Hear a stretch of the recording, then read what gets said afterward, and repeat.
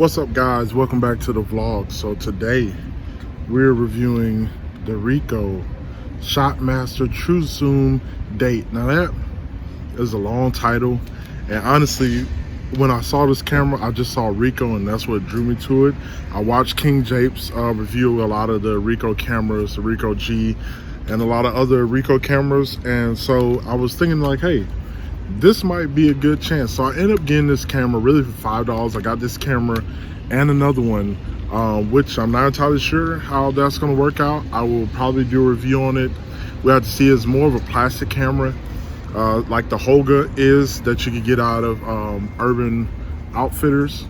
So yeah, so there's not too much that I know off the top of my head. Maybe I'll do a voiceover of the camera as you guys see me pan over and just kind of show you guys what the camera looks like. Maybe I'll do a voiceover of some facts of the Ricoh ShotMaster True Zoom Date. Man, that is a long title.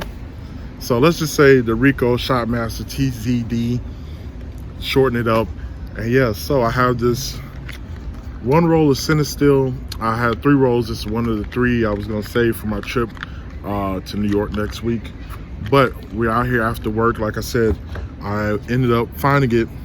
When it was sold to me, there weren't any good batteries that came with it. I only got one. So I want to give a shout out real quick to Batteries Plus Bulbs. They got me a battery for the Ricoh STZD. And so we're able to go ahead and review it. Hopefully it works. Hopefully I didn't get a bust as a camera. And yeah, we're gonna go from there and see where we are. We are in Decatur right now. So we're gonna go ahead, walk around, hopefully be able to load up this roll of Cinestill 800 tungsten and go from there.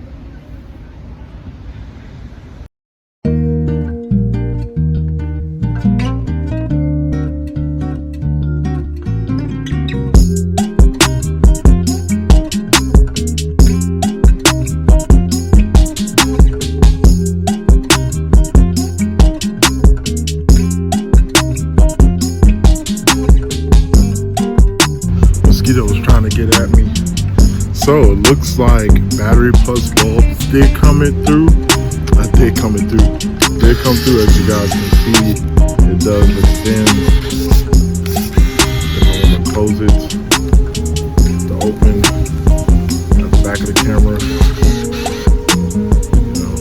so it goes ahead and extends to 38 right out the gate, and then I can take it to 90, which is the focal length, but 38 should be good for street photography. I mean, you could zoom. Is it really necessary, or how well the quality is? I don't know. So we're gonna go ahead and pop in this roll of Cinestill and get started.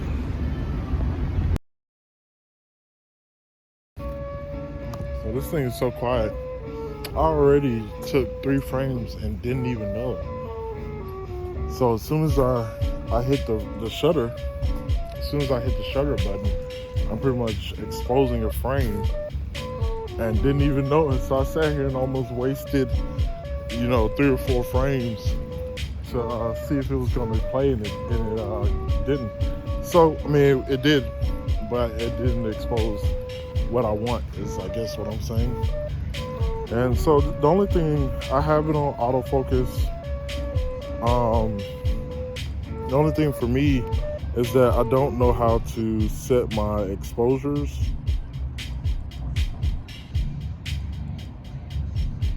So I'm hoping that the film is actually being exposed properly. I have no idea what that exposure is going to be. Because really I'm just trying to focus, make sure that I'm able to actually focus before taking the shot. So right now it doesn't seem to be giving me that.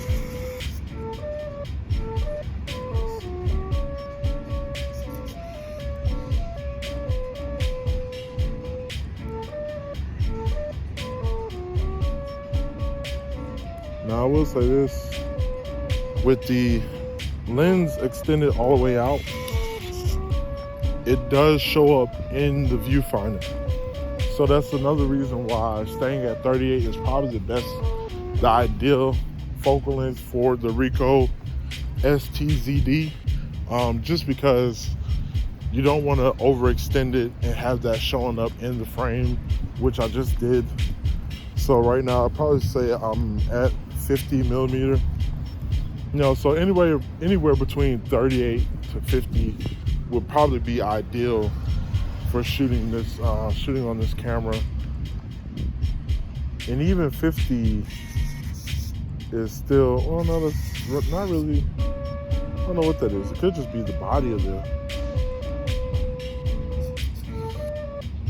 could just be the body that's actually showing up, you know what I'm saying, in the frame and not the lens. So that could have been my mistake.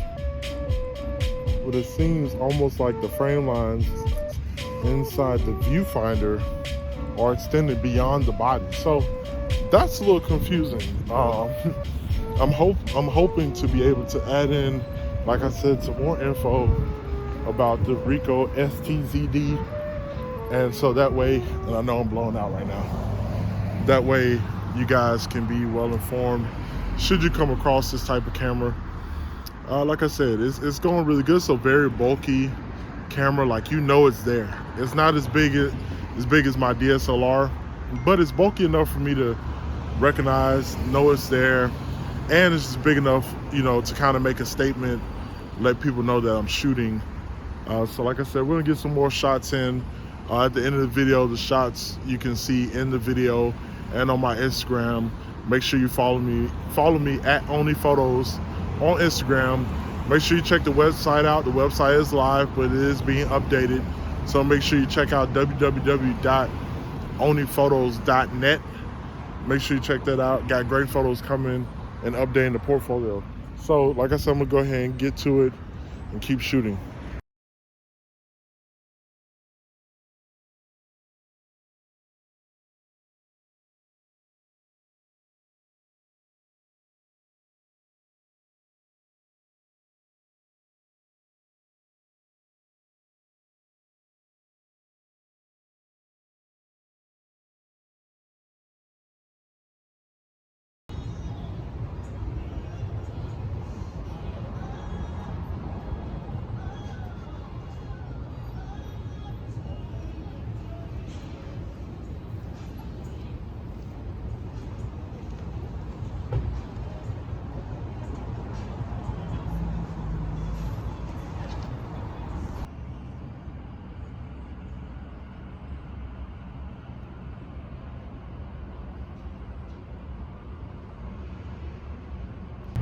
All right, guys, so I want to kind of give you guys my preliminary thoughts on the Ricoh ShotMaster True Zoom date.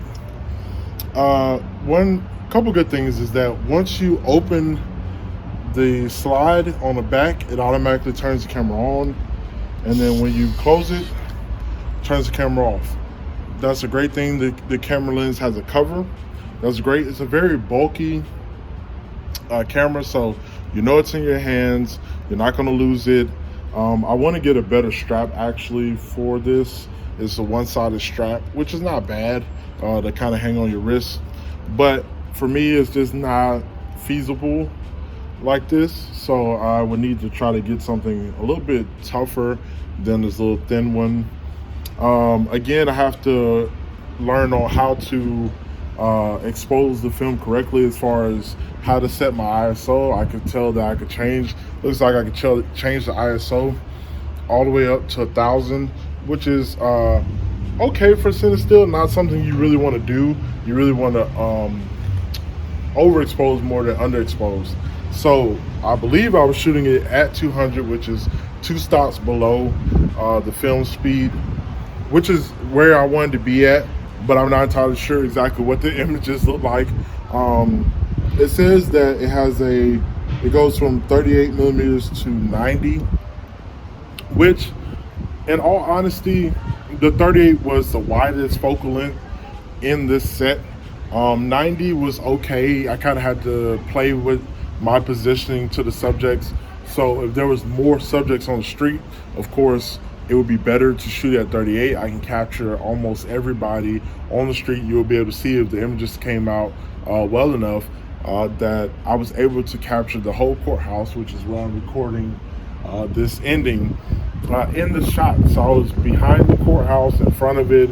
I was able to capture the entirety of the building, which I liked, and that's what you really want for street photography, is really a wide focal length so that you don't miss anything in the shot.